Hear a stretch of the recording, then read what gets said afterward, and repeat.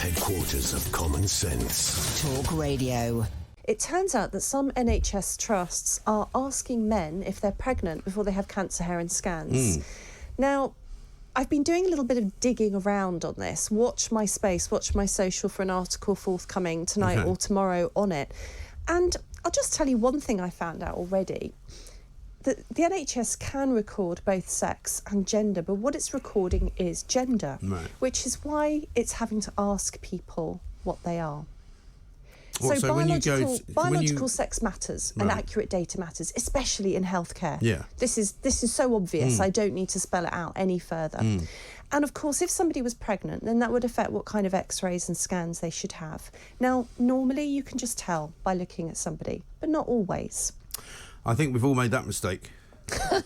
Both in terms of sex and whether they're pregnant. Now, at least no one will have ever asked you if you are pregnant, whereas I have been asked. Most women, have been asked, haven't they? And quite often it's not a very good question to ask a woman. Oh, God, never ask a woman. I mean, I've never asked a woman, are you pregnant? No. Never asked her, because apart from anything else, it's none of my business. It's kind of personal question, isn't it? It is personal, but, you know, you're taking a great gamble. She may just have put on a few pounds or... Yeah, it's a risk. But the NHS is asking men this, which is a quite incredible scenario for us to be in. You know, right now, the NHS is under pressure.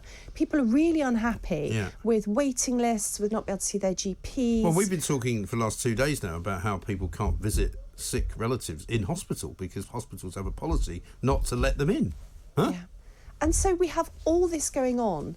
And just the little cherry on the cake right now is that we find out that NHS managers endorse this crazy idea that you have to ask men if they're pregnant before they have scans. Why are they not just recording accurate biological sex? It's an attempt to be inclusive, and you can see where it comes from, but it's gone too far. It has. And it's in a week where... It's inclusivity by excluding people, isn't it, as well? Well, that's one way to look at it. It just doesn't really make sense. In healthcare, you have to be... your focus has to be on the facts, on biological facts. It's about biology. It's about healthcare. And this is in a week, of course, where Keir Starmer has once again proved that Labour politicians can't answer basic questions. He was on with a phone-in with Nick Ferrari on LBC, and he refused to say whether a woman can have a penis. He couldn't say. And of course he just couldn't do it. He won't say, because if you say yes, you sound mad. If you say no, you get into trouble with trans activists. So... But again, it's a question that a toddler could answer. Rishi Sunak refused to answer Julia Hartley-Brewer right here on what a woman is. So people say... Angela Rayner was on this morning, Sky, also couldn't answer it. So people say, why does this even matter? Come on, move on. It's not important. It is important. We've got the NHS tying itself up in knots, having to ask men if they're pregnant before they have cancer care. This is why it matters. Also, if you replace the word woman for almost any other noun and ask a politician about that, for example, a tree. What's a tree? Right? And imagine how ridiculous the answer would sound if they couldn't tell you. What's a boat? What's a car? You know? Yeah, there's a really simple answer, and it's an adult human female. It's that simple. Now, Boris Johnson actually did a pretty good job of answering it in the Commons, and so Rishi Sunak was basically saying, I'll just go with what my boss says, you know.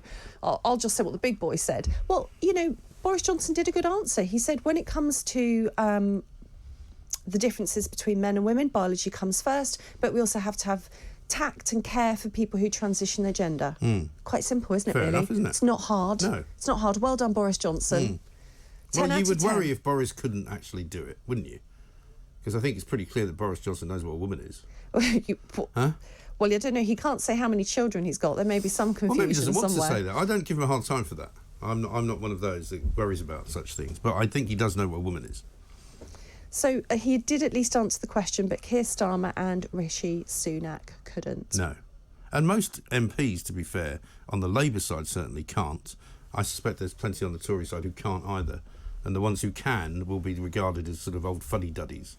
The lack of courage is a real problem for me. It really is. To not be able to just, you know, step up to the plate and answer a basic question. Yeah. But to also, not even like have the what you said- confidence to present the nuance. But it's like what you said about the Will Smith thing, that people were frightened to give their opinion in case it was the wrong opinion.